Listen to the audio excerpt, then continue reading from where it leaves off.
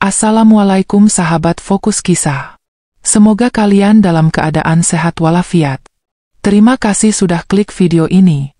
Jangan lupa juga komen dari daerah mana kalian berasal. Yuk kita mulai kisah yang menguras perasaan ini. Sebuah suara tangis bayi di pagi buta mengubah seluruh hidup seorang nenek sebatang kara. Bukan darah dagingnya, tapi bayi itu tumbuh dalam pelukannya, tumbuh dengan cinta yang melebihi ikatan darah. Malam itu, langit tampak kelabu. Awan menggantung pekat seperti menahan hujan yang tak jadi turun. Angin berembus pelan namun membawa gigil ke dalam celah-celah rumah kayu tua di ujung kampung. Rumah itu milik Nenek Surti, seorang perempuan renta yang hidup sebatang kara setelah anak semata wayangnya meninggal dalam kecelakaan bertahun-tahun lalu. Di usia 70-an, Nenek menjalani hari-hari dengan sederhana. Tidak ada televisi, tidak ada suara anak kecil berlarian, hanya suara jangkrik dan sesekali batuk dari tubuhnya yang mulai melemah dimakan usia. Malam itu, Nenek baru saja memadamkan lampu minyak dan hendak berbaring di dipan kayu yang reot, ketika suara tangisan halus menyelinap di antara desir angin. Tangisan itu bukan dari dalam rumah. Ia datang dari luar, pelan, nyaris tertelan angin, tapi cukup nyaring bagi hati tua yang sudah akrab dengan sepi. Nenek bangkit pelan-pelan. Lututnya bergetar, tapi rasa penasaran membuatnya bertahan. Dengan langkah terseok, ia membuka pintu dan membiarkan dingin malam menerobos masuk. Di bawah cahaya remang dari lampu jalan yang redup, terlihat sesuatu yang tak biasa di depan pagar rumah. Sebuah kardus bekas, agak basah karena embun malam, dengan gerakan kecil di dalamnya. Hati Nenek mencelos. Suara tangisan itu makin jelas. Ia segera mendekat, lututnya gemetar, tapi tangan dan nalurinya lebih cepat. Dengan perlahan, ia membungkuk membuka lipatan kardus itu, dan di sana, terbaring seorang bayi mungil, kulitnya pucat, tubuhnya menggigil, matanya merah karena terlalu lama menangis. Tak ada selimut tebal, hanya kain tipis yang sudah basah dan sobek. Bayi itu seperti menjerit dalam diam, memohon kehangatan dari siapapun yang mau mengulurkan tangan. "Ya Allah!" bisik Nenek Surti, air matanya jatuh begitu saja. Tangannya yang keriput mengangkat tubuh mungil itu dan merapatkannya ke dada. Meski tubuh Nenek dingin, pelukan itu cukup untuk menghentikan tangis si bayi. Dan dalam pelukan itu, seolah waktu berhenti, dua jiwa yang kesepian bertemu dalam takdir yang tak pernah direncanakan. Bayi itu begitu ringan, seolah tak bertulang. Nenek segera masuk ke rumah, menutup pintu, lalu meletakkan bayi itu di atas kain sarungnya yang lusuh. Ia menyalakan kembali lampu minyak dengan tangan gemetar, lalu melihat wajah bayi itu lebih dekat. Wajahnya bulat, kulitnya kemerahan karena udara dingin, dan matanya masih berkaca-kaca. "Anak siapa kamu, Nak?" gumam Nenek lirih, seolah berharap bayi itu bisa menjawab. Di dalam rumah tua itu, suasana hening berubah menjadi ruang penyambutan darurat untuk makhluk mungil yang baru saja ditolak dunia. Dengan cekatan, meski tubuh renta dan gerak lambat, Nenek merebus air, mengambil kain bersih, dan mengelap tubuh bayi itu. Tak ada bedak bayi, tak ada minyak telon, tapi setiap sentuhan Nenek mengandung kelembutan luar biasa. Ia kemudian menghangatkan air beras sisa masak sore tadi, lalu meminumkannya perlahan menggunakan sendok kecil. Bayi itu sempat rewel, tapi kemudian tenang saat rasa hangat menyentuh perut kecilnya. Nenek duduk di samping bayi yang kini terlelap dalam balutan sarungnya. Di wajah bayi itu masih tersisa jejak tangis, tapi matanya mulai tenang. Nenek tak berhenti menatapnya. Ia mengusap lembut ubun-ubunnya sambil berbisik, "Kamu pasti kedinginan ya, Nak? Maaf ya, Nenek nggak punya apa-apa buatmu. Tapi Nenek akan coba jaga kamu." Sisa malam itu dihabiskan Nenek di sisi kardus, dengan bayi tidur di pelukannya. Suara jangkrik kembali terdengar. Tapi kini, bukan lagi kesunyian yang merajai malam. Ada kehangatan baru yang perlahan mengisi rumah kecil itu. Seolah Tuhan mengirimkan pelipur lara lewat tangisan seorang bayi. Pagi datang dengan pelan. Burung-burung mulai bersahutan, dan cahaya matahari menembus celah dinding rumah Nenek. Tetangga mulai keluar rumah, menyapu halaman, membeli sayur keliling. Tapi rumah Nenek Surti terlihat berbeda hari itu, lebih hidup meski di dalamnya ada satu jiwa kecil yang tak dikenal. Kabar cepat menyebar. Dalam hitungan jam, beberapa tetangga sudah tahu bahwa Nenek Surti menemukan bayi di depan rumahnya. Warga berkumpul, sebagian penasaran, sebagian prihatin. "Jangan-jangan itu anaknya Dini," bisik seorang ibu sambil menoleh ke arah rumah yang tak jauh dari situ. Dini, gadis 18 tahun yang akhir-akhir ini jarang terlihat. Ibunya sudah lama meninggal, dan ayahnya tinggal di luar kota. Beberapa ibu mengangguk. "Iya, kemarin malam aku dengar suara perempuan menangis dari arah rumahnya. Lalu subuh-subuh, rumah itu kosong. Dini nggak kelihatan." Seorang bapak menambahkan, "Kalau benar itu anak Dini, kita harus cari tahu kemana dia pergi." Nenek mendengarkan semua pembicaraan itu dalam diam. Ia hanya memeluk bayi itu lebih erat. Walau belum ada yang pasti, hatinya tahu. Matanya yang sudah lama belajar membaca kehidupan bisa melihat kebenaran bahkan sebelum disampaikan.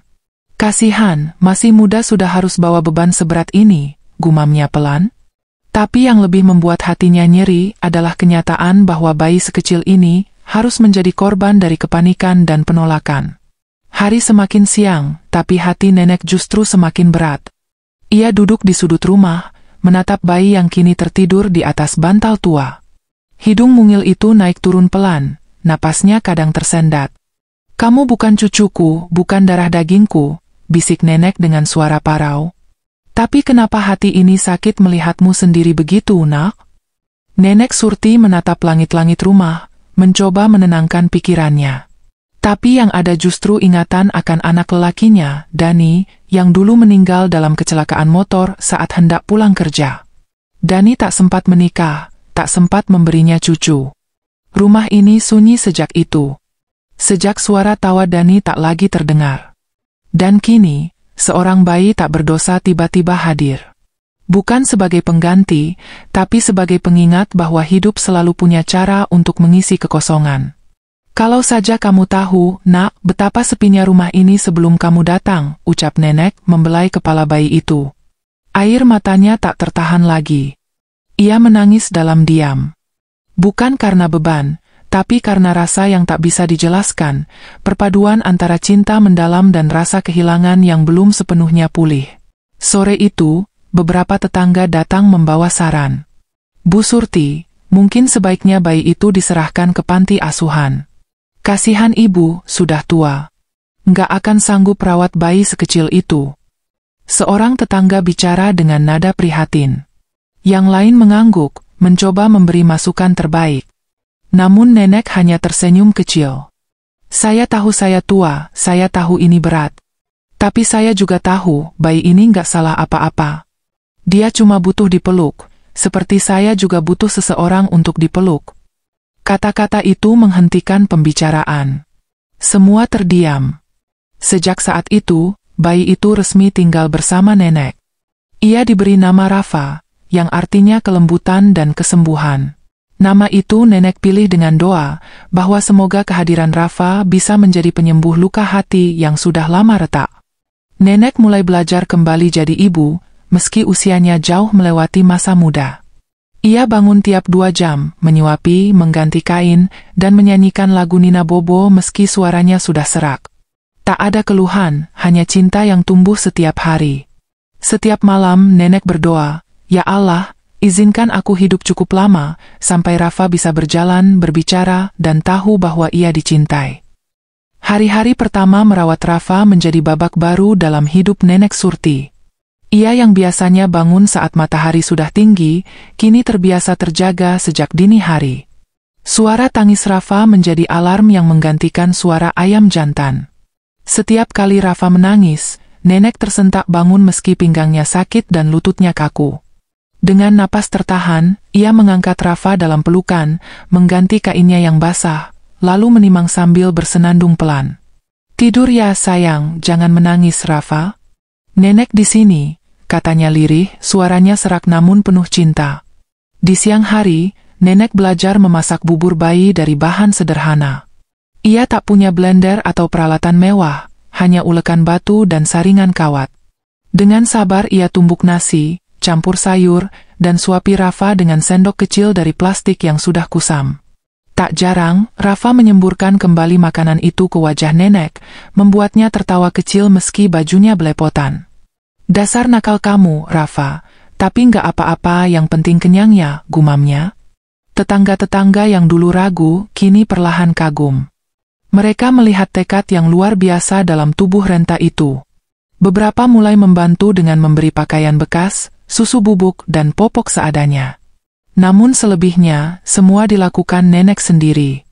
Ia bahkan menjual ayam peliharaannya satu persatu untuk membeli kebutuhan Rafa. Nggak apa-apa ayam nenek habis, yang penting Rafa sehat, ucapnya ringan, meski dalam hati ia harus menghitung tiap sen yang tersisa. Saat malam datang dan Rafa akhirnya tertidur, nenek duduk di pojok dipan dengan lampu minyak menyala temaram. Ia menatap bayi kecil itu seperti menatap anugerah yang terlalu indah untuk diminta. Dalam bisikan doanya, ia memohon bukan untuk dirinya, tapi untuk Rafa, agar anak itu tumbuh kuat, sehat, dan suatu hari nanti tahu bahwa ia dicintai sejak kecil oleh seseorang yang bukan darah dagingnya, tapi mencintainya seperti cucu sendiri. Waktu berlalu cepat. Rafa mulai merangkak, tertawa lebih sering, dan belajar mengoceh dengan bahasa bayi yang belum dimengerti siapapun kecuali nenek. Baba, Nana, Dede, begitu suara Rafa sambil menggoyang-goyangkan tangan. Dan nenek akan menyahut, "Iya, Rafa ngomong apa sayang? Mau susu ya?" Mereka berdua seperti punya bahasa sendiri, penuh kasih dan tawa, dalam dunia kecil yang hanya mereka pahami.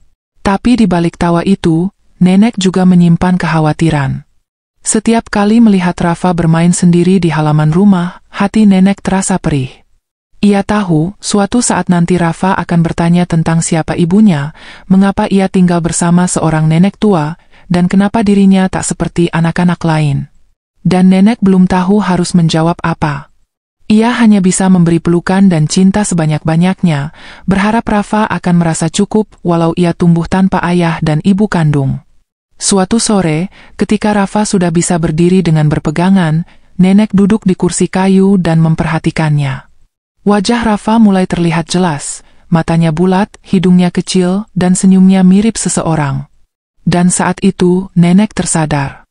Rafa benar-benar anak Dini, tetangga mereka. Wajahnya adalah salinan perempuan muda itu. Tapi mengapa Dini tega meninggalkan bayi ini di malam yang dingin? Nenek menggeleng pelan.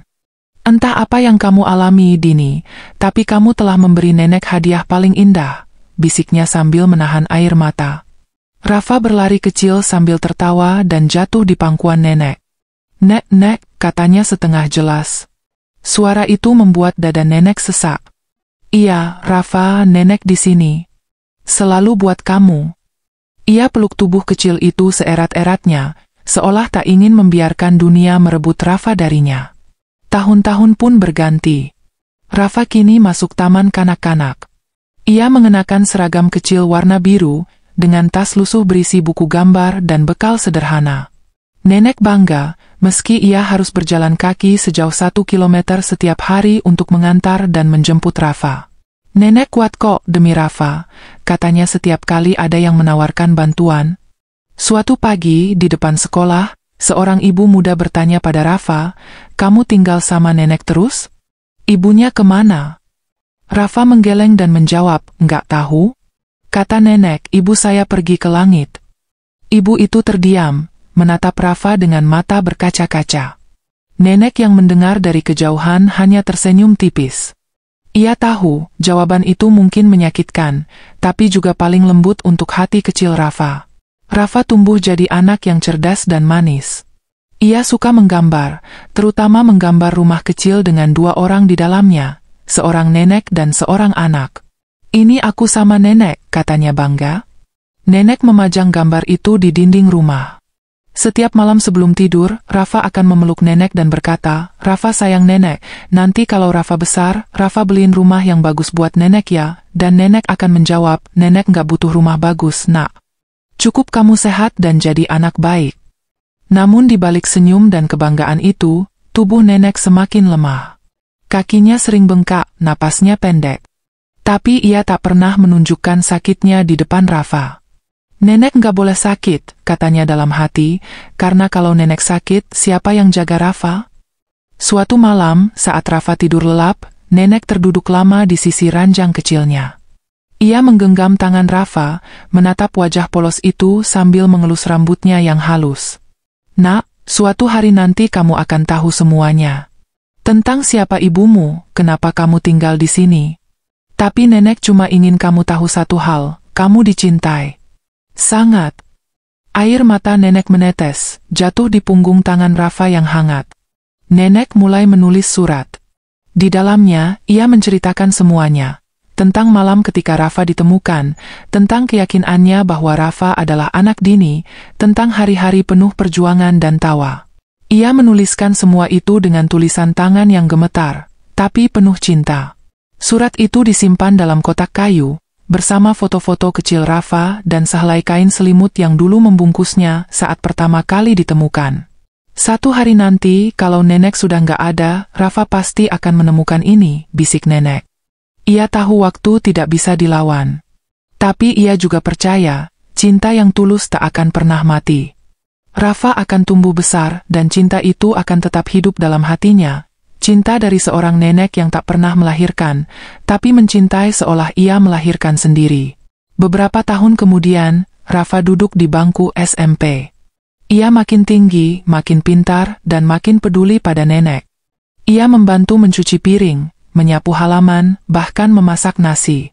Tapi yang paling menyentuh, setiap kali melihat nenek batuk atau kesulitan berjalan, ia akan menggandeng tangan nenek dan berkata, "Nenek istirahat aja, Rafa yang kerjain." Pada suatu sore, Rafa pulang sekolah dengan nilai rapor yang tinggi. Ia berlari ke dalam rumah, memeluk nenek dan berkata, "Rafa juara 2, Nek. Lihat." Nenek menangis saat melihat kertas rapor itu. Tangannya bergetar saat membelainya. "Alhamdulillah, Nak, kamu hadiah terbesar dalam hidup nenek." Namun di malam yang sama, kondisi nenek menurun. Nafasnya pendek, tubuhnya lemah, dan ia harus berbaring lebih lama dari biasanya.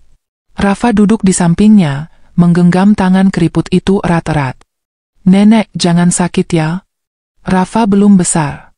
Rafa belum bisa beliin rumah buat nenek, ucapnya dengan mata berkaca-kaca. Nenek mengelus pipi Rafa dan tersenyum. "Rumah nenek yang paling indah itu di sini," katanya sambil menunjuk dada Rafa. "Selama kamu simpan nenek di hati kamu, nenek nggak akan pernah pergi." Dan malam itu, meski sakit, nenek tertidur dengan damai, masih menggenggam tangan cucu yang bukan darah dagingnya, tapi jadi cinta sejatinya. Beberapa bulan setelah nenek Surti mulai terbaring sakit, rumah kecil mereka berubah menjadi tempat penuh haru dan keheningan. Hari-hari yang biasanya diisi dengan tawa kecil Rafa dan celoteh lembut nenek kini terasa lebih sunyi. Rafa yang dulu ceroboh dan suka berlarian, kini menjadi lebih hati-hati. Setiap langkahnya pelan, seolah takut mengganggu tidur panjang nenek. Ia duduk di samping dipan, menatap wajah nenek yang kian pucat, mengusap peluh dari dahinya, dan memegangi tangan kurus yang dulu selalu kuat menggandengnya. "Nenek, nanti kalau Rafa udah besar, Rafa janji mau jadi orang sukses. Rafa janji nggak akan ninggalin nenek. Nenek harus sembuh ya," bisiknya setiap malam. Tapi nenek hanya membalas dengan senyuman kecil, kadang hanya dengan kelipan mata. Tubuhnya sudah terlalu lemah untuk bicara panjang. Ia tahu waktunya tak lama lagi, tapi dalam detik-detik yang tersisa, yang ia pikirkan hanyalah Rafa. Rafa mulai mengerjakan pekerjaan rumah tangga yang dulu selalu dikerjakan nenek. Ia belajar mencuci dengan tangan mungilnya, menyetrika seragam sendiri, bahkan belajar memasak nasi walau kadang gosong. "Nenek pasti bangga lihat aku," gumamnya pelan, berusaha menahan air mata saat membuka tutup magic comb yang hanya mengeluarkan aroma gosong. Tapi ia tak menyerah. Ia tahu ini saatnya membalas semua cinta nenek sekecil apapun ia bisa. Di sekolah, Rafa jarang lagi bermain. Ia lebih suka duduk di perpustakaan, membaca buku atau mencatat pelajaran dengan serius. Guru-guru mulai memperhatikan perubahan sikapnya. Salah satu guru, Bu Laila, mendekatinya dan bertanya, "Rafa, kamu kelihatan makin dewasa sekarang. Ada yang ingin kamu ceritakan?" Rafa hanya tersenyum tipis dan menjawab, "Saya cuma pengen nenek saya bangga, Bu." Dan guru itu pun diam, matanya berkaca-kaca, paham bahwa anak ini menyimpan beban yang lebih besar dari anak seusianya. Pada suatu malam yang dingin, ketika hujan turun deras membasahi atap rumah Seng mereka, Rafa terbangun oleh suara napas nenek yang semakin berat. Ia panik mengguncang pelan tubuh nenek. "Nenek? Bangun, Nek, jangan tidur terus," Rafa takut, katanya gemetar. Ia mengambil kain lap, menyeka peluh di wajah nenek, lalu menggenggam tangannya erat-erat. Tapi tubuh itu semakin lemah, seperti bayang-bayang yang perlahan memudar. "Nek, jangan tinggalin Rafa," bisiknya lirih. Nenek membuka mata perlahan, menatap cucu kecilnya yang kini menangis di sampingnya. Dengan sisa tenaga, ia berusaha menggerakkan bibirnya.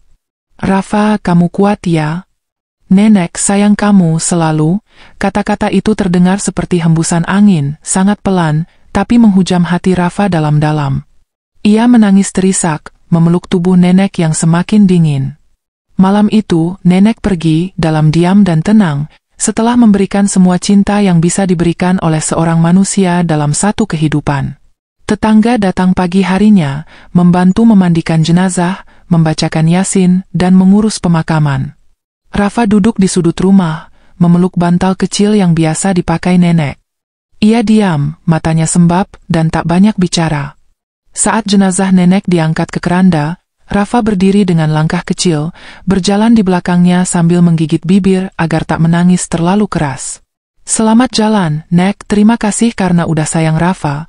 Hanya itu yang bisa ia bisikkan saat tanah mulai menutup liang lahat. Setelah pemakaman selesai, rumah itu terasa kosong. Rafa berjalan masuk dengan pelan, membuka lemari kayu tua, dan menemukan sebuah kotak kecil dengan nama, "Untuk Rafa, suatu hari nanti." Di dalamnya ada selembar surat, beberapa foto lama, dan sehelai selimut bayi yang masih disimpannya sejak malam pertama ia ditemukan. Rafa membuka surat itu dengan tangan gemetar, dan air matanya jatuh membasahi setiap kalimat yang ditulis dengan tinta penuh cinta. Isi surat itu seperti pelukan dari langit. Dalam tulisan tangan yang sudah renta dan goyah, Nenek Surti menceritakan semua yang selama ini disimpannya rapat-rapat. Tentang malam ketika Rafa ditemukan, tentang wajah Dini yang begitu mirip, tentang keraguan dan kecemasan, tapi juga tentang cinta yang tumbuh dan tak pernah surut. "Rafa sayang," begitu pembuka surat itu, "kamu bukan darah daging nenek. Tapi sejak pertama kali kamu menangis dalam pelukan ini, nenek tahu, kamu adalah hadiah paling indah yang Tuhan kirimkan dalam hidup nenek." Rafa tak bisa menahan tangis. Ia memeluk surat itu erat-erat, lalu menciumi foto-foto yang ada di dalam kotak. Salah satunya adalah foto dirinya masih bayi, dibungkus kain batik, dengan senyum polos dan pipi tembam. Di belakang foto itu tertulis, "Hari pertama kamu dalam pelukanku. Hari paling bahagia dalam hidupku." Rafa memejamkan mata. Ia merasa seperti sedang dipeluk kembali oleh nenek, meski tubuh nenek sudah tiada. Tapi cinta nenek masih ada, dan tak akan pernah hilang. Hari-hari selanjutnya Rafa habiskan dengan lebih kuat. Ia menata rumah kecil itu agar tetap bersih, mengisi dinding dengan gambar-gambar kenangan, dan meletakkan surat nenek dalam bingkai sederhana. "Aku harus jadi seperti yang nenek harapkan," ucapnya penuh tekad. Ia tak ingin hidupnya sia-sia. Ia tahu, warisan paling besar dari nenek bukan harta, bukan rumah, tapi cinta. Cinta yang membuatnya tumbuh, kuat, dan tetap percaya pada kebaikan dunia. Beberapa tahun kemudian, Rafa diterima di Universitas Negeri dengan beasiswa penuh. Ia mengambil jurusan pendidikan, karena cita-citanya sederhana, menjadi guru di kampungnya sendiri. Ia ingin jadi orang yang bisa menginspirasi, sama seperti nenek yang telah menjadikan rumah kecil mereka sebagai sekolah pertama tempat Rafa belajar tentang cinta, ketulusan, dan tanggung jawab. "Nenek pasti senang lihat aku kuliah," katanya saat pertama kali menjejakkan kaki di kampus. Masa-masa kuliah tidak mudah. Rafa harus bekerja paruh waktu sebagai penjaga perpustakaan dan mengajar anak-anak di kampung agar bisa bertahan hidup. Tapi tak sekalipun ia mengeluh. Ia selalu ingat bagaimana nenek bangun pagi, menumbuk bubur dengan tangan sendiri, menjual ayam satu persatu demi beli susu. Semua kenangan itu menjadi api dalam dirinya. Api yang mendorongnya untuk terus maju, tak menyerah, dan tetap rendah hati. Setiap kali Rafa pulang kampung, ia selalu mampir ke makam nenek. Ia duduk di sana berjam-jam, membersihkan nisan dengan sikat kecil, lalu bercerita seperti nenek masih ada. "Nek, minggu depan Rafa ujian. Doain ya." "Nenek tahu nggak, kemarin Rafa masuk 3 besar." Ucapnya sambil tersenyum. Angin berhembus pelan, seolah membalas ucapannya. Dan Rafa percaya, doa nenek masih menjaganya dari kejauhan. Beberapa tahun kemudian, Rafa benar-benar menjadi guru. Ia mengajar di SD yang dulu ia tempuh dengan kaki mungil bersama nenek. Kini, anak-anak kecil menyebutnya Pak Guru Rafa, dan banyak dari mereka datang dari keluarga miskin, persis seperti dirinya dulu. Tapi Rafa tahu bagaimana rasanya tumbuh tanpa orang tua. Maka ia menjadi guru yang berbeda, guru yang bukan hanya mengajar, tapi juga mendengarkan, memeluk, dan mencintai. Suatu pagi, seorang siswa kecil datang padanya dengan mata sembab. "Pak, tadi pagi ayah saya marah-marah, saya takut." Rafa menatap mata anak itu, lalu memeluknya pelan. "Nggak apa-apa, kamu aman di sini. Kamu bisa cerita apa saja ke Pak Guru ya." Dan anak itu pun menangis di pelukannya. Rafa tahu, mungkin itulah arti cinta nenek yang diwariskan padanya, kemampuan mencintai tanpa syarat, bahkan kepada orang yang tak memiliki hubungan darah. Di rumah, Rafa masih tinggal di rumah tua nenek. Ia tidak menggantinya dengan bangunan baru. Ia hanya memperbaiki bagian atap dan mengecat ulang dinding. Di dalamnya, masih tergantung gambar 2 orang dalam rumah kecil, nenek dan dirinya. Dan di ruang tamu, surat nenek tetap dalam bingkai, menjadi pusat dari semua yang ia bangun. Setiap malam sebelum tidur, Rafa menatapnya dan berbisik, "Rafa sudah besar, Nek." Rafa bahagia. Terima kasih sudah memilih Rafa. Beberapa tahun berlalu. Di ruang tamu sederhana rumah kayu itu, kini tampak sosok pria dewasa berdiri menatap dinding penuh kenangan. Rafa, yang dulu kecil, kurus, dan selalu menggandeng tangan nenek kemana-mana, kini telah tumbuh menjadi pria muda yang gagah dan bersahaja. Wajahnya teduh, penuh ketenangan seperti sosok nenek yang dulu selalu memeluknya dalam keheningan malam. Rumah itu tetap sama, sederhana, berlantai semen, dengan taplak meja yang masih dijahit sendiri oleh almarhumah nenek. Di salah satu sudut, terdapat kotak kayu berisi barang-barang peninggalan nenek. Rafa duduk bersimpuh di depannya, membuka satu persatu dengan hati-hati. Ia tersenyum saat menemukan buku doa harian milik nenek, dengan banyak halaman yang mulai menguning. "Nenek rajin banget nulis doa di sini," gumamnya. Di sela-sela halaman itu, ada secarik kertas kecil berisi tulisan tangan, "Ya Allah, panjangkan umurku agar bisa melihat Rafa tumbuh besar dan bahagia." Rafa menutup matanya, menggenggam kertas itu, dan menghembuskan napas panjang yang berat. Tak lama kemudian, suara ketukan pintu memecah keheningan. Seorang ibu paruh baya dari kampung datang membawa anaknya yang susah membaca. "Pak Guru Rafa, maaf ganggu. Anak saya, Dimas, belum bisa baca. Bisa ajari ya?" Rafa langsung tersenyum hangat dan mengangguk. "Tentu Bu. Ayo masuk." Sambil mengajar, ia selalu teringat bagaimana nenek mengajarinya mengeja huruf-huruf di buku bekas, menyalakan lampu minyak kala malam datang, dan mengelus kepalanya saat ia kesulitan. Rafa mengajar dengan hati, karena ia tahu, pelajaran yang paling penting bukan sekadar membaca atau menghitung, tapi belajar menjadi manusia yang mengerti cinta. "Dimas, kalau kamu belum bisa, nggak apa-apa. Kita ulangi pelan-pelan ya. Sama kayak dulu Pak Guru juga belajar," katanya lembut sambil menunjuk huruf A, B, dan C. Anak kecil itu tersenyum lega. Rafa tidak hanya mengajarkan huruf, tapi juga harapan, bahwa siapapun, dari latar belakang apapun, punya hak untuk bermimpi dan dicintai. Suatu sore, ketika Rafa sedang menyapu halaman depan, seorang wanita dengan wajah asing datang, membawa sebuah tas besar dan bayi mungil dalam gendongannya. Wajahnya cemas, matanya sembab, seperti habis menangis semalaman. "Maaf, ini rumahnya Rafa?" tanya perempuan itu. Rafa mengangguk sambil mengusap keringat. "Iya, saya Rafa. Ada yang bisa saya bantu?" Perempuan itu tak langsung menjawab, malah memandang rumah tua itu lekat-lekat. Tangannya gemetar, suara tercekat di tenggorokan. Aku Dini, dulu tinggal di belakang rumah nenekmu, ucapnya akhirnya. Rafa tertegun.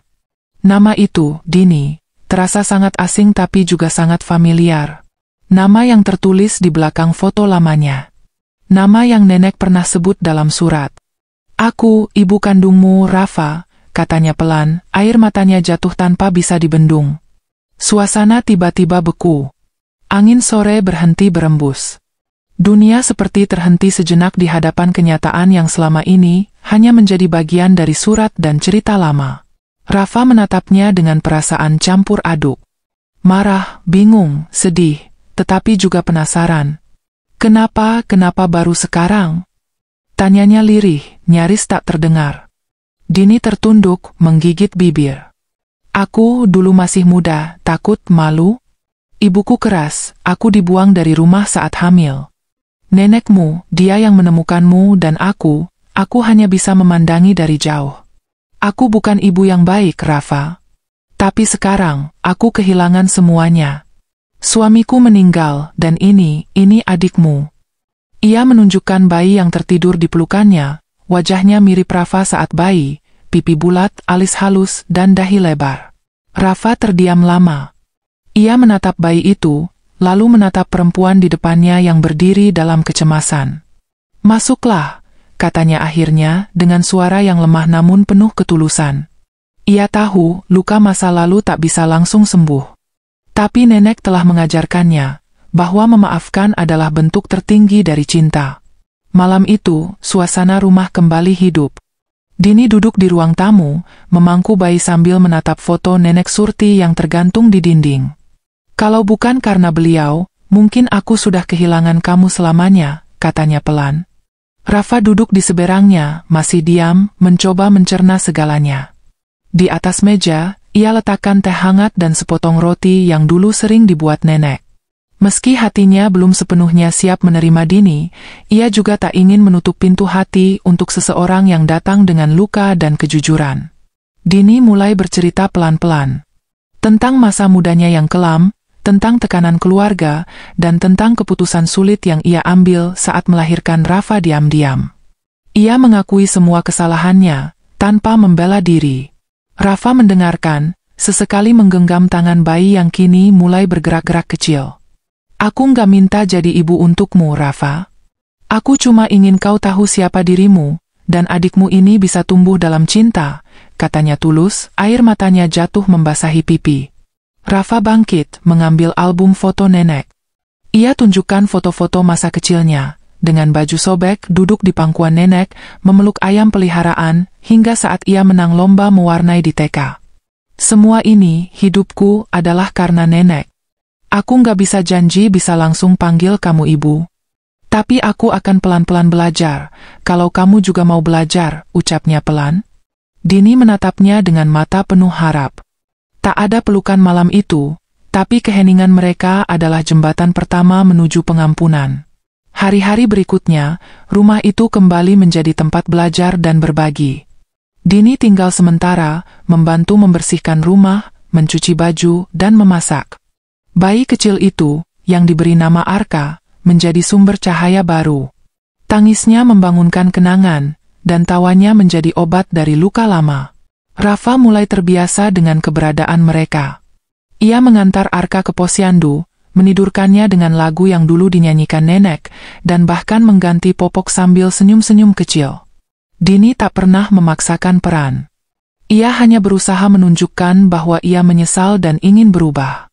Terima kasih sudah mengizinkan aku tinggal di sini, ucapnya suatu malam sambil menyapu halaman. Ini rumah nenekku, dan kamu juga bagian dari cerita itu, jawab Rafa. Tak banyak kata, tapi terasa cukup. Mereka mulai membangun kepercayaan, setahap demi setahap, tanpa tekanan. Luka masa lalu diobati bukan dengan melupakan, tapi dengan menghadapi dan menerimanya. Suatu sore, Rafa mengajak Dini dan Arka berziarah ke makam nenek. Di bawah pohon Kamboja, mereka duduk bersimpuh, menaburkan bunga dan berdoa dalam diam. Nek, ini Arka, adik kecilku. Dan ini, ibu, bisik Rafa sambil menatap nisan. Angin berembus lembut, menyentuh pipi mereka. Dini menangis tanpa suara, memeluk Arka erat-erat. Maafkan aku, Bu Surti. Terima kasih sudah menjadi ibu bagi anakku ketika aku sendiri tak mampu, dan langit sore itu seolah menyatu dengan hati mereka yang perlahan disembuhkan oleh cinta. Kini, rumah itu bukan lagi hanya milik satu orang. Rumah yang dulu dipenuhi suara langkah kecil Rafa dan doa lembut nenek, kini dipenuhi tawa Arka, obrolan Dini, dan kebersamaan yang dulu sempat hilang. Rafa tetap mengajar, tetap menjadi guru yang dicintai muridnya. Tapi kini, ia pulang ke rumah dengan hati yang lebih penuh. Ia belajar bahwa keluarga tidak selalu lahir dari rahim, tapi dari rasa ingin saling menjaga dan memilih untuk tinggal bersama dalam cinta. Dini mulai membuka usaha kecil di depan rumah, menjual gorengan dan teh hangat seperti nenek dulu. Aku pengen hidup sederhana tapi berguna. Kayak almarhumah Ibu Surti, ucapnya. Warga mulai akrab. Mereka melihat bahwa hidup bisa berubah asal kita punya niat dan keikhlasan. Arka tumbuh sehat, ceria, dan sangat dekat dengan Rafa. "Mas Rafa, peluk!" teriaknya sambil berlari. Rafa mengangkatnya tinggi-tinggi, lalu menciumi pipinya sambil tertawa. "Adikku sayang." Di malam hari, sebelum tidur, Rafa masih menatap bingkai surat nenek yang tergantung di dinding. Ia duduk di depan altar kecil, membacakan doa, lalu menuliskan beberapa kalimat di buku hariannya. "Hari ini aku bahagia, Nek. Aku nggak sendiri lagi. Terima kasih, karena semua ini bermula dari cinta nenek, yang nggak pernah lelah memperjuangkan aku." Ia menutup buku itu dan tersenyum. Angin malam masuk lewat jendela yang terbuka sedikit, membelai pelan wajahnya. Ia tahu, cinta nenek masih tinggal di rumah ini, di setiap sudut, di setiap napas, dan di setiap langkah Rafa dalam menjalani hidupnya.